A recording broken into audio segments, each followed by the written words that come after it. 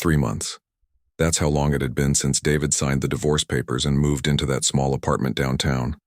3 months of eating microwave dinners alone. 3 months of coming home to silence. 3 months of pretending he was fine when his coworkers asked how he was doing. The apartment wasn't much to look at. One bedroom, a tiny kitchen, and a living room that barely fit a couch and a TV.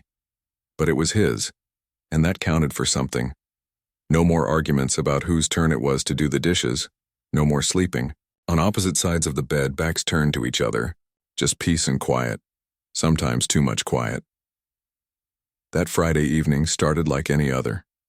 David got home from work around 6, loosened his tie, and collapsed on the couch. He had a presentation due Monday morning, and his boss had been breathing down his neck all week. The last thing he wanted was to work through the weekend, but that's how life went these days. Work was easier than thinking about everything else. He was 3 pages into reviewing his notes when he heard it. Knock, knock, knock. Loud and urgent. David frowned. He wasn't expecting anyone.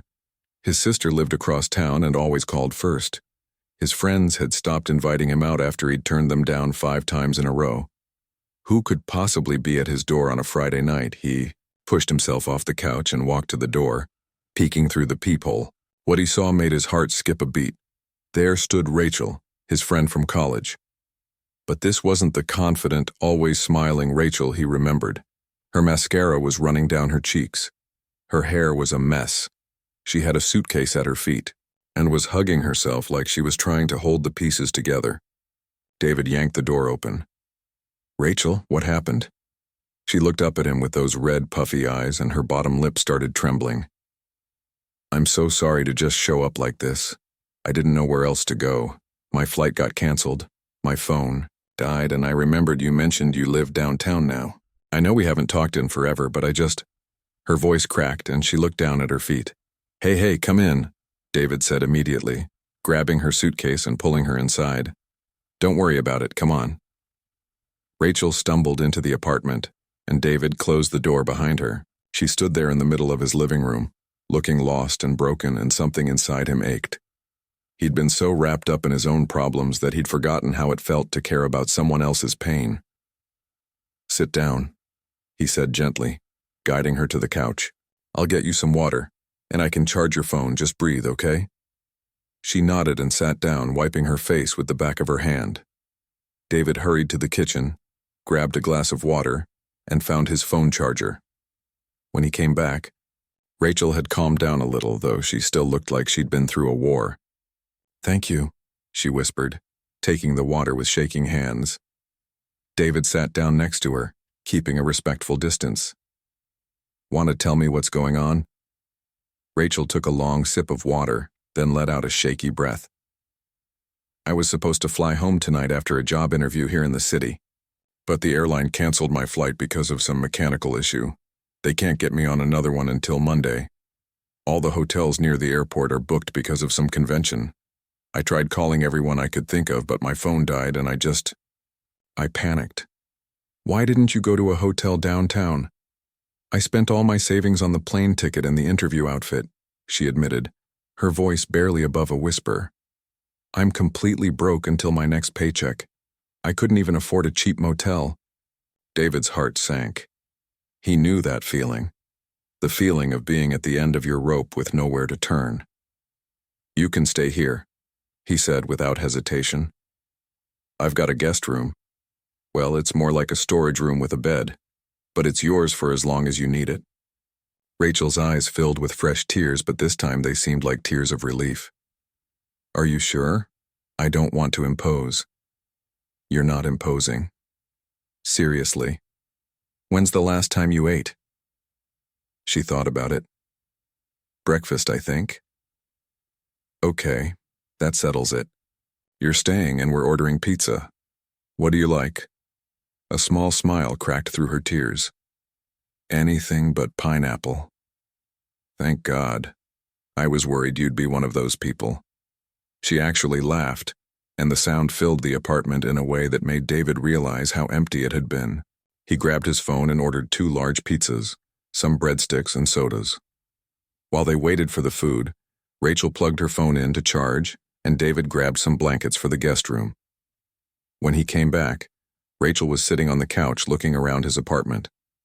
"So this is where you ended up," she said softly. "Yeah, it's not much, but it's home." "I heard about the divorce," she said carefully. "I'm really sorry." David sat down and shrugged.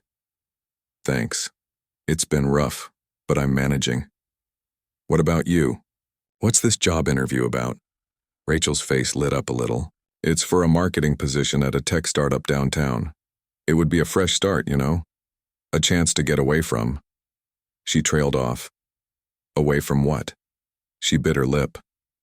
"I broke up with my boyfriend 2 months ago. It wasn't healthy. He was controlling, always checking my phone, always questioning where I was and who I was with. I lost myself in that relationship, lost my friends, lost my confidence. When I saw this job posting, it felt like a sign, a chance to rebuild my life somewhere new." David nodded slowly. "I get that, more than you know." They looked at each other, and something passed between them. An understanding, a shared pain. They were both people trying to pick up the pieces of their broken lives. The pizza arrived, and they ate on the couch, talking about old times. Remember when Professor Anderson fell asleep during his own lecture? Remember that terrible Halloween party where someone's costume caught on fire? Remember when they stayed up all night studying for finals and ended up just watching movies instead? The memories came flooding back, and with them, laughter. Real, genuine laughter that David hadn't experienced in months. Rachel seemed to relax too, the tension draining from her shoulders as they reminisced about simpler times. Around midnight, they were both yawning. David showed Rachel to the guest room, gave her some spare towels, and told her to help herself to anything in the kitchen. "David?" she called as he was leaving. "Yeah, thank you, really. You saved me tonight." He smiled. "That's what friends are for. Sleep well." But as David lay in his own bed that night, staring at the ceiling, he couldn't sleep. His mind kept wandering, back to Rachel sitting on his couch, to her laugh, to the way it felt to have another person in his space. For the first time in 3 months, his apartment didn't feel empty. It felt alive, and that scared him more than he wanted to admit. David woke up Saturday morning to the smell of coffee. For a moment, he was confused. He didn't remember setting the coffee maker. Then he remembered. Rachel. He rolled out of bed, threw on a t-shirt and sweatpants, and padded into the kitchen. Rachel was standing by the counter, her hair pulled back in a messy bun, wearing the same clothes from yesterday. She looked up when he entered and gave him a sheepish smile. "I hope you don't mind. I found the coffee and figured you might want some." "Mind? You're officially my favorite houseguest ever," David said, grabbing a mug from the cabinet. They sat at his small kitchen table, drinking coffee in comfortable silence. Morning light streamed through the window, making everything feel warm and peaceful. "So," Rachel said after a while, "the airline called. My new flight is Monday afternoon. I know you said I could stay, but I don't want to ruin your whole weekend." "You're not ruining anything," David assured her. "Honestly, I was just going to work on a presentation and probably order Chinese food. Your company is much better." "You sure?" "Positive. Besides, you've got to tell me how the interview went." Rachel's face brightened. "It actually went really well. They said they'd let me know by Monday, but I got a good feeling from them. The team seemed great and the work sounds exciting. It's exactly the kind of challenge I need right now." "That's awesome. So if you get it, you'd move here?" "Yeah. Big change, but I think I need big changes right now." David understood that feeling completely. Sometimes you had to blow up your whole life to build something better. They spent the morning talking about everything and nothing. David worked on his presentation while Rachel read a book she'd brought in her suitcase. It was surprisingly easy having her there. No awkwardness. No pressure to entertain. Just two people existing in the same space. Around noon, Rachel suggested they go explore the city.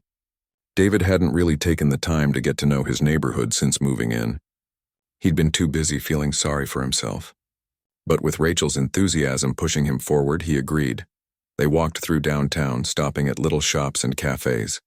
Rachel had a way of finding beauty in small things. She'd stop to admire a flower growing through a crack in the sidewalk, or point out interesting architecture, or strike up conversations with street vendors. David found himself seeing his city through fresh eyes. They ate lunch at a tiny Vietnamese restaurant that David had walked past 100 times, but never entered. The food was incredible. Rachel insisted on paying, even though David protested. "You're letting me crash at your place," she argued. "The least I can do is buy you lunch." As they walked back to his apartment in the late afternoon sunshine, Rachel slipped her arm through his. It was a casual, friendly gesture, but it made David's heart do a weird flip. He told himself he was being ridiculous. This was Rachel, his old friend. Nothing more. That evening, David attempted to cook dinner. He wasn't great at it, but he figured pasta couldn't be too hard. Rachel joined him in the kitchen and they worked together, laughing when he accidentally used salt instead of sugar in the sauce, and nearly burning the garlic bread. "You know what? Let's just order pizza again," David finally admitted defeat. "I thought you'd never ask." Rachel laughed. They ended up on the couch watching terrible reality TV shows and making fun of the contestants. At some point, Rachel shifted closer to him, her shoulder pressing against his. David didn't move away. "Can I ask you something?" Rachel said during a commercial break. "Sure. What happened?" "With your marriage, I mean. You don't have to answer if you don't want to." David was quiet for a long moment. "We just grew apart. It wasn't dramatic. No cheating, no big fights. We just woke up one day and realized we were strangers living in the same house. We wanted different things. We'd become different people. The kindest thing we could do was let each other go. That sounds really hard. It was. Still is sometimes. I keep thinking I did something wrong, you know? Like if I'd just tried harder or been better somehow, we could have made it work." Rachel turned to face him. "Or maybe some things aren't meant to work, no matter how hard you try. That doesn't mean you failed. It just means it wasn't right." Her words hit him harder than expected. "Is that what you tell yourself? About your ex?" "I'm trying to," she said softly. "He wasn't a bad person, but he was bad for me. He wanted to control everything about my life, what I wore, where I went, who I talked to. At first I thought it was because he loved me so much. But love shouldn't make you feel small. Love shouldn't make you afraid to be yourself. You deserve better than that." "So do you," she said, her eyes holding his. "You deserve someone who grows with you, not apart from you." The moment stretched between them, heavy with unspoken things. The TV chattered in the background, but David wasn't hearing it anymore. He was only aware of Rachel, of how close she was, of the way she was looking at him. She leaned in slightly, her eyes dropping to his lips. David's breath caught. This was happening. This was actually happening. But then his brain kicked in, screaming warnings. "She's vulnerable. You're vulnerable. This is a terrible idea. You're going to ruin everything." David pulled back gently. "Rachel, I don't think—" She blinked, the spell breaking. Oh God, I'm sorry. I shouldn't have." She stood up quickly, embarrassment flooding her face. "I should go to bed. It's late. Rachel, wait." But she was already hurrying to the guest room, mumbling goodnight over her shoulder. The door closed behind her, and David was left alone on the couch, his heart pounding, his mind racing. What had he just done? Had he made the right choice, or had he just hurt someone who was already hurting? Did he want her, or was he just lonely? Was she interested in him, or was she just seeking comfort? David dropped his head into his hands. This was why he'd been avoiding people. Feelings were complicated, messy, terrifying. But as he sat there in the silence of his apartment, one thought kept circling back. For the first time in months, he'd felt something, not just existence, not just going through the motions, actual feeling. And that was both the most wonderful and most frightening thing he'd experienced in a long time. Sunday morning was awkward. Rachel barely looked at him during breakfast. They made small talk about the weather and whether the coffee was too strong, but the easy comfort from before was gone. David hated it. After breakfast, he grabbed his running shoes. "I'm going for a run," he announced. "Want to come?" Rachel shook her head. "I'm not really a runner." "You go ahead." So David ran. He ran until his legs burned and his lungs ached and his mind finally went quiet. He ran through his neighborhood, past the park, along the river, trying to outrun the confusion tangled up inside him. When he finally headed back to his apartment, sweaty and exhausted, he'd made a decision. He and Rachel needed to talk. Really talk. They needed to figure out what was happening between them and whether it was real or just two broken people seeking comfort in familiar faces. But as David climbed the stairs to his apartment, his heart still pounding from the run, he had no idea that everything was about to change in the most unexpected way possible. David pushed open his apartment door, still breathing hard from his run. Sweat dripped down his face and his shirt was soaked through. He needed a shower desperately. The morning air had been cooler than he expected, but the run had warmed him up fast. He kicked off his running shoes by the door and headed down the hallway toward his bedroom. His mind was still churning over everything that had happened last night. The almost kiss, the way Rachel had looked at him, the panic that had made him pull away. Maybe he'd overreacted. Maybe he should have just let the moment happen and dealt with the consequences later. David was so lost in thought that he didn't notice anything unusual until he reached his bedroom door. That's when he saw her. Rachel was leaning against his door frame completely naked, wearing nothing but a confident grin and that look in her eyes. That bold, challenging look that said she knew exactly what she was doing and wasn't apologizing for it. "Well," she said, her voice steady and strong. "Say something." David froze. His brain completely short-circuited. Every thought in his head vanished except for one very loud, very unhelpful, "Oh my God." He stood there speechless, his mouth hanging open like an idiot. This wasn't drunk. This wasn't nighttime confusion. This wasn't an accident. The morning sun was streaming through the windows. They were both completely sober, and Rachel was standing there, vulnerable in the most literal sense, putting everything on the line. David started, then stopped. What was he supposed to say? What words existed for this moment? Rachel's grin widened slightly. "You're supposed to be good with words. Corporate presentations and all that. And now I've finally found a way to make you speechless." "Rachel, I don't..." David tried again, forcing his eyes to stay on her face, which was harder than it should have been. "What are you doing? Isn't it obvious?" She pushed off the doorframe and stood up straight, her confidence never wavering. "I'm making a choice. I'm done being careful. I'm done overthinking everything. I'm done letting fear run my life. But last night you were being a gentleman. You were being respectful. You were doing the right thing." She took a step toward him. "But here's what I realized after I went to bed. I've spent 2 years with someone who made every decision for me. 2 years being told what to wear, what to say, how to act. 2 years making myself smaller to fit into someone else's idea of who I should be." David's heart was hammering in his chest, not just from the run, not just from the situation, but from the raw honesty in her voice. "When I left him," Rachel continued, "I promised myself I'd never let anyone else control my choices again. And that includes me. I'm not going to let my own fear control me anymore. So here I am making the boldest choice I've ever made, putting myself out there, risking rejection, risking embarrassment, risking everything." "Rachel." David's voice came out as barely more than a whisper. "Last night you pulled away because you thought I was vulnerable, because you thought I was just looking for comfort, because you didn't want to take advantage." She was right in front of him now. "But David, I'm not some helpless victim. I'm not some broken thing that needs protecting. I'm a woman who knows what she wants. And right now, I want you." The words hung in the air between them. David's mind was racing, trying to process everything. Part of him wanted to run. Part of him wanted to pull her close. Part of him was terrified. Part of him had never wanted anything more in his entire life. "Say something," Rachel said again, softer this time. "Even if it's no. Even if you want me to leave. Just say something real."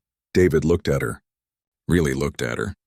Not at her body, though that was admittedly distracting, but at her eyes, at the courage it took to stand there, at the strength it took to be this vulnerable, at the woman who'd somehow found her way back into his life at exactly the right moment.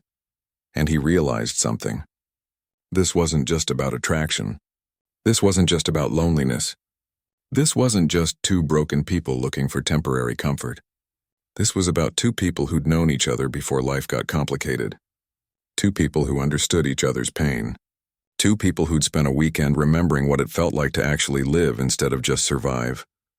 "Okay," David finally said. Rachel blinked. "Okay? Okay, I'll say something real." He took a deep breath. "You're incredible. You're brave. And you're absolutely terrifying right now. Not because of," he gestured vaguely, "this, but because of what it means. Because I haven't felt anything real in months. Because you make me want to try again. Because I'm scared I'll mess this up like I messed up my marriage. Because I'm scared this is just comfort and tomorrow we'll both regret it. Because I'm scared it's not just comfort and I'll end up hurting you.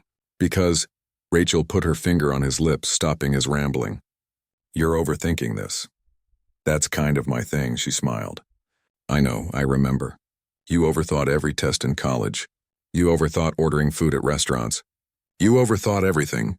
But here's what I learned from my terrible relationship. Sometimes thinking too much keeps you from living at all. But what if we're making a mistake? Then we make a mistake, Rachel said simply. We're both adults. We both know the risks, and we both get to choose anyway. That's what makes it real.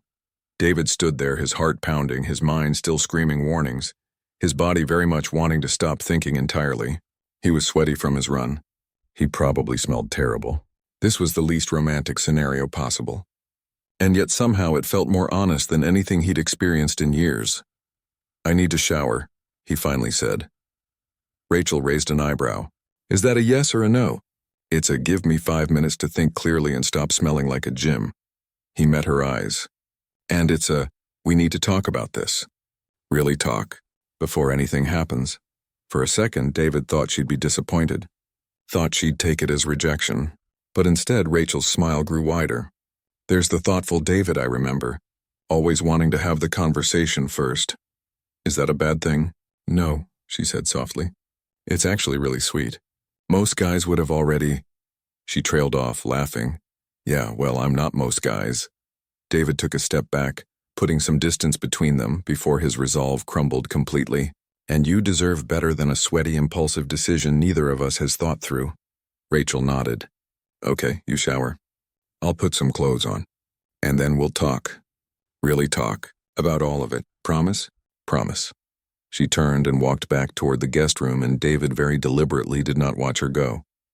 Instead, he went into his bedroom, closed the door, and leaned against it, his heart still racing. What had just happened? What was happening? What was about to happen? He had no idea. But for the first time in months, he wasn't numb. He wasn't just going through the motions. He was terrified and excited and confused and alive, and maybe, just maybe, that was exactly what both of them needed.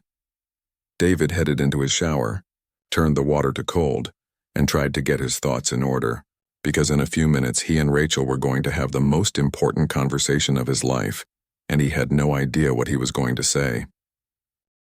David stood under the cold shower for longer than necessary. He needed to think. He needed to clear his head. And he needed to figure out what he actually wanted, not just what his body was screaming at him. Rachel had put herself out there completely. She'd been brave in a way he couldn't imagine. And now the ball was in his court. He had to respond with the same level of honesty. The question was, what did he honestly want? He wanted her. That much was obvious. But was it real? Or was it just because she was the first person in months who'd made him feel something other than emptiness? He thought about his marriage, about how it had ended not with drama but with quiet resignation. He and Jennifer had been good people who simply weren't good for each other anymore. They'd tried to force something that had naturally run its course, and in doing so, they'd made each other miserable. He didn't want to do that again. Didn't want to jump into something just because it felt good in the moment, only to realize months later that they'd both been fooling themselves. But Rachel wasn't Jennifer. And he wasn't the same person he'd been in that marriage either. Maybe that was the point.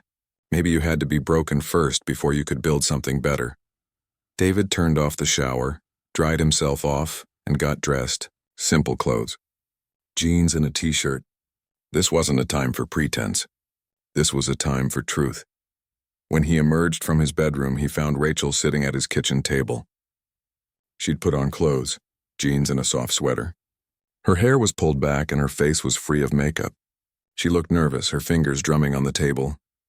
Hey, David said softly. Hey.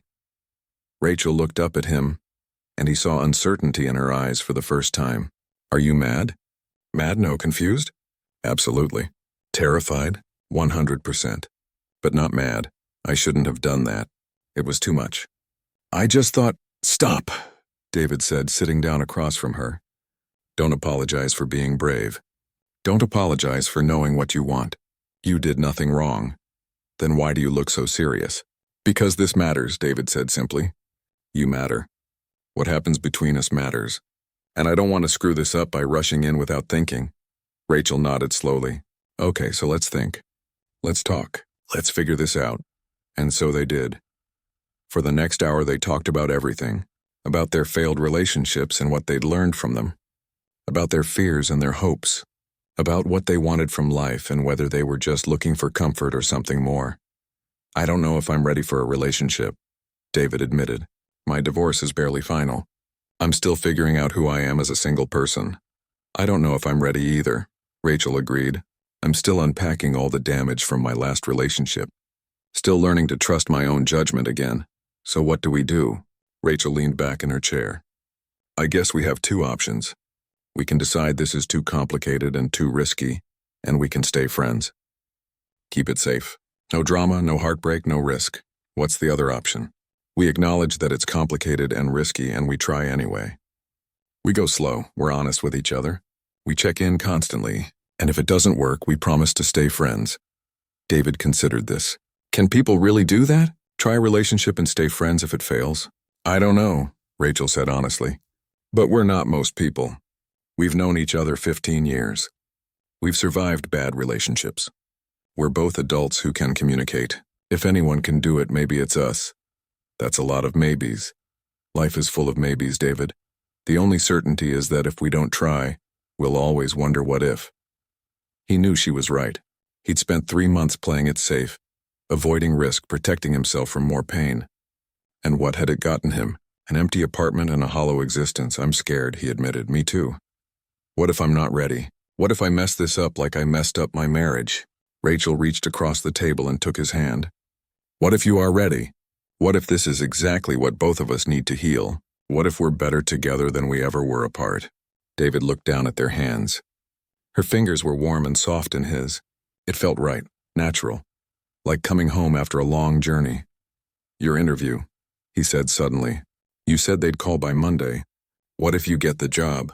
What if you move here? What if we try this and it doesn't work and then you're stuck in a new city where the only person you know is your ex-whatever? Ex-whatever? Rachel laughed despite herself. Is that the technical term? You know what I mean. I do.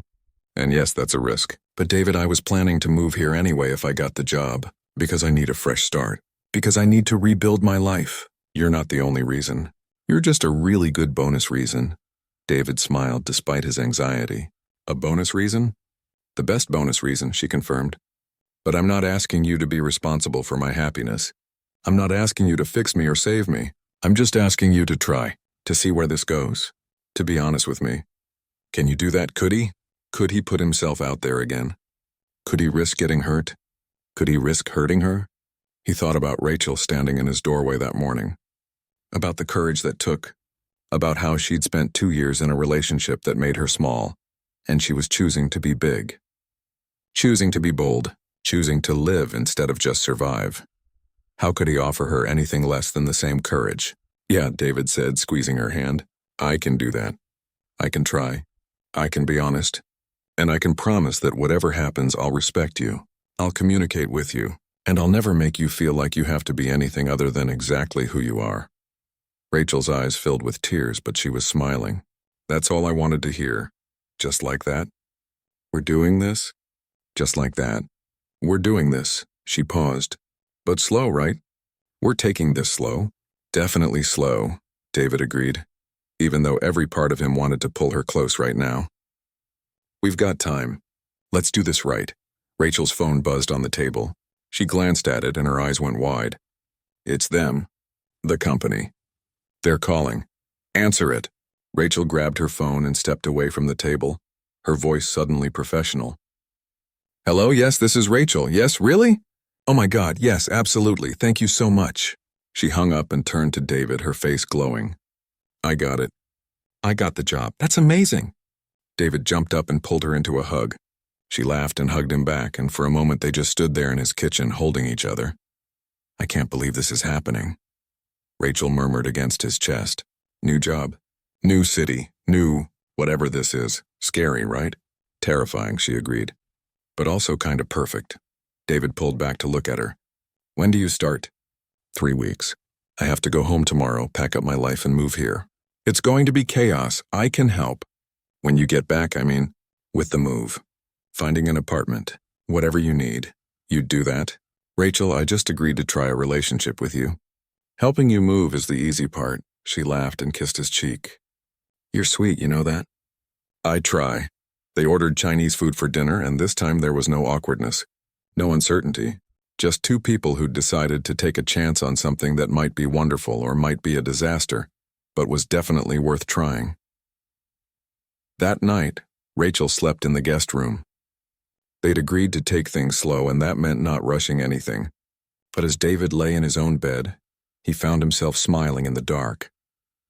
For 3 months, he'd been going through the motions. For 3 months, he'd been numb. But now he felt alive. Nervous and excited and terrified, yes, but alive. And whatever happened next, that was worth everything. Rachel's flight left Monday afternoon. David drove her to the airport, and they sat in the car for a long moment before she got out. 3 weeks, she said. 3 weeks, he agreed. And then you're back for good. Are you having second thoughts? David shook his head. Are you? Not even a little bit.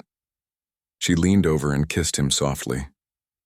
It was their first real kiss, and it was everything it should be. Gentle and sweet and full of promise. When she pulled back, she was smiling. Okay, now I'm really going to miss you. Call me when you land. I will. And David, thank you for everything. For giving me a place to stay. For listening. For being honest. For taking a chance. Thank you for being brave enough for both of us. She laughed and grabbed her suitcase from the back seat. See you in 3 weeks. 3 weeks, David confirmed. He watched her walk into the airport, and for a moment he felt panic. What if 3 weeks was too long? What if she changed her mind? What if he'd imagined the whole connection? But then his phone buzzed. A text from Rachel. Miss you already. This is going to be the longest 3 weeks of my life. David smiled and texted back. Same. But we've got this. We've survived worse. True. Like Professor Anderson's 8 a.m. lectures. Nothing in life will ever be as painful as those. Over the next 3 weeks, they texted constantly. Video called every night. Shared details about their days. Rachel sent him pictures of her apartment hunting progress.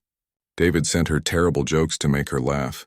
It was strange getting to know someone through screens after spending years apart, but in some ways it was perfect.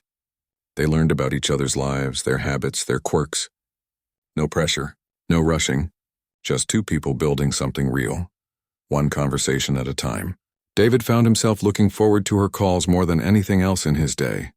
Found himself smiling at random moments when he thought about something she'd said. Found himself actually excited about the future for the first time in years. His sister noticed the change. You seem different, she said when they met for lunch. Happier. I am, David admitted. I met someone. Actually, I re-met someone. It's complicated. Good complicated or bad complicated? Good complicated. Scary complicated, but good. His sister smiled. I'm glad. You've been going through the motions for too long. It's nice to see you actually living again. That's exactly what it felt like. Living again. Not just surviving. Not just getting through each day. Actually experiencing life with all its risks and possibilities. Finally, moving day arrived. David took the day off work and drove to Rachel's new apartment downtown. It was a cute one-bedroom place,